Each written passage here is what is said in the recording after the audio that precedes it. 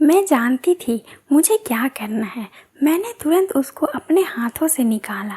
अरे बाप रे, उसका तो एकदम भयानक और डरावना था, लेकिन मुझे ऐसे डरावने नाग से खेलना बहुत अच्छे तरीके से आता था। इसलिए मैं लगभग 5 मिनट उससे खेलती रही और फिर उस पर बैठ गई और उठक बैठक करने लगी। मुझे बहुत अच्छा लग रहा था और रामू का चेहरा तो देखने लायक था। उसको तो जैसे कुछ मिल गया हो। दोस्तों, मेरी उम्र 19 साल है। मेरा एक छोटा सा गांव है। मैं काफ़ी सुंदर लड़की हूँ। मेरा रंग गोरा और मेरी लंबाई 6 फुट 2 इंच है। वैसे तो मेरा मन करता था कि मेरी शादी हो जाए, पर मम्मी पापा पढ़ाई पर ज़्यादा जोर दे रहे हैं। मैं जवान हो चुकी हूँ और मेरे तरबूजे इस तरह हो गए हैं कि जब भी मैं रास्ता चलती हूँ तो वो ऐसे हिलते हैं जैसे हवा में चल रही हो। मैं ज़्यादातर समीज नहीं पहनती हूँ क्योंकि थोड़ा गरीबी के चलते मैं अच्छे कपड़े नहीं ले पाती, इसलिए बिना समीज डाले मैं खेत पर भी निकल जाती। खेतों में ज़्यादातर लोग कम ही होते हैं और वहाँ सुनसान जगह होती है, तो मैं अपने तरबूजा पर कई बार निगाह डालती और उससे अपनी अंगुली से खेलती हूँ और मुझे अच्छा लगता है। वैसे तो माँ बाप मुझे कभी खेत पर काम करने के लिए नहीं भेजा, लेकिन मुझे खेतों पर जाना अच्छा लगता है। मेरे गांव के पास में एक नदी है।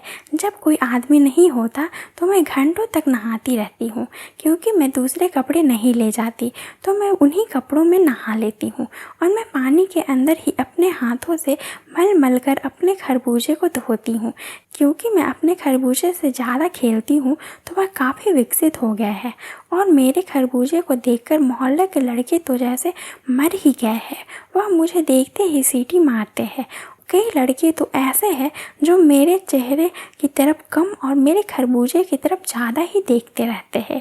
एक बार मैं जल्दी से घर से निकली क्योंकि मुझे नहाना था और मेरे नल में पानी नहीं आ रहा था, तो मैंने सोचा जाती हूँ खेत में घूम लूँगी और नहा भी लूँगी।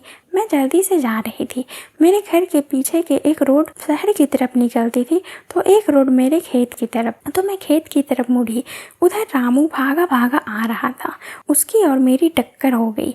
अब उसकी दाई कोहनी मेरे खरबूजे पर ऐसे लगी कि मुझे दर्द होने लगा और मैं एक पल के लिए उनको पकड़कर बैठ गई। अब वह पास आया और बोला, चोट लगी क्या? तो मैंने उसको थोड़ा सा गुस्सा के बोली, हाँ। सॉरी बोलकर वह मुझसे बोला, बताओ कहाँ पर लगी है? अब मैं उसको क्या बताती कि चोट कहाँ पर लगी है, लेकिन मेरे दोनों हाथ मेरे खरबूजे में थी तो वह समझ गया कि चोट वहाँ पर लगी है। फिर मैं उठकर खेत पे चली गई और गर्मी बहुत ज़्यादा थी तो मैं सोची नहा लेती हूँ, पर उस दिन मैं अपना दुपट्टा लाना भूल गई थी तो मैं ऐसे ही नहाने चली गई। रास्ते में चलते हुए मेरा शरीर हिल रहा था। मेरे तरबूजे आपस में टकरा रहे थे। मैं लंबे पाँव चलकर नदी के किनारे पहुँच गई और नदी में घुस गई। अब पानी के अंदर मेरा शरीर और मेरा नाजुक अंगुलियाँ मेरे छोटे से चिड़िया पर थी। क्योंकि मुझे उस दिन कुछ हो रहा था तो मेरा मन किया कि कहाँ जाऊँ, तो मैं इसलिए नहाने आ गई थी और पानी के अंदर मेरा पूरा शरीर था तो मैं अपना दायां हाथ अपनी चिड़िया पर रख दी। अचानक नदी के किनारे की तरफ किसी की आवाज़ सुनाई पड़ी तो मैंने देखा कि रामू किनारे पर खड़ा हुआ मुझसे पुकार रहा था। वह मुझसे कह रहा था, पानी ठंडा है, ज़्यादा मत नहाया करो, ठंड लग जाएगी। मैं उसको देखकर मुस्कुराई। उस समय मेरा हाथ मेरी चिड़िया पर था और मुझे अच्छा लग रहा था। एक दिन पहले ही मैंने अपनी चिड़िया को साफ की थी तो काफ़ी सॉफ्ट लग रही थी। मैंने उसको पानी के अंदर से बोली, तबीयत खराब होने से नहीं डरती और मैं रोज़ नहाती हूँ, तुम डरो मत, नहा लो। वह सोचा कि एक लड़की नहा रही थी और एक लड़का डर रहा था तो वह भी अपनी बनियान निकालकर पानी में कूद गया। पानी के फ्लोर मेरी तरफ आ रही थी क्योंकि वह बहुत तेज़ नदी में कूदा था तो पानी काफ़ी हलचल होने लगी। मैं तो उसको देखकर काफ़ी खुश हो गई थी कि अकेले अकेले नहा रही थी और एक नौजवान लड़का साथ में नहा रहा था और मैं बहुत खुश थी। मुझे तो बार बार उसी को देखने का मन कर रहा था। मैंने उसको आवाज़ दी, थोड़ा आगे आ जाओ।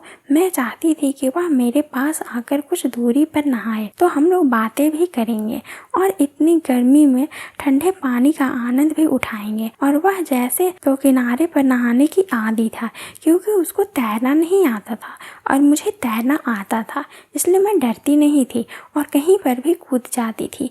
मेरा मन ज़्यादा उत्साह से भर गया और मैं खुद पे काबू नहीं कर पा रही थी, इसलिए उसको पानी की ओर बुला रही थी, पर वो तो आने को तैयार नहीं था।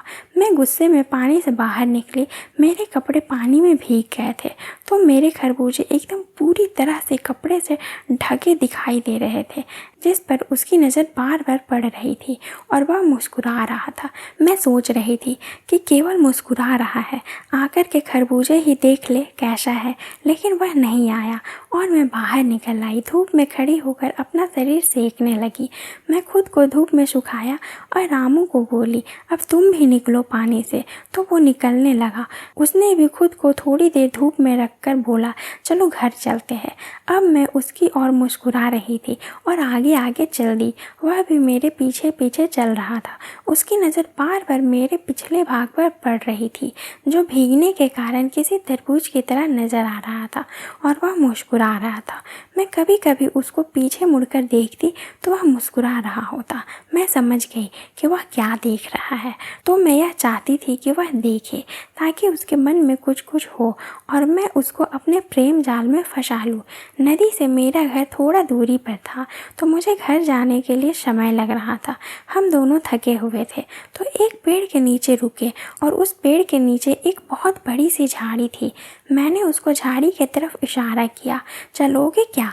तो एक पल के लिए तो रुका, फिर बोला, तुम चलो, मैं चलता हूँ। शायद वह भी शर्मा रहा था, लेकिन मेरा मन बहुत कर रहा था, तो मैं उसको ज़बरदस्ती झाड़ी में खींचकर ले आई। झाड़ी में थोड़ी सी जगह साफ करके रामू ने अपना गमछा बिछा दिया और वहाँ बैठ गया। मैं जानती थी मुझे क्या करना है। मैंने तुरंत उसको अपने हाथ में निकाला। अरे बाप रे, उसका तो एकदम भयानक और डरावना था, लेकिन मुझे ऐसे डरावने नाग से खेलना बहुत अच्छी तरीके से आता था, इसलिए मैं लगभग 5 मिनट उससे खेलती रही और फिर उस पर बैठ गई और उठक बैठक करने लगी। मुझे बहुत अच्छा लग रहा था और रामू का चेहरा तो देखने लायक था। उसको तो जैसे कुछ मिल गया हो।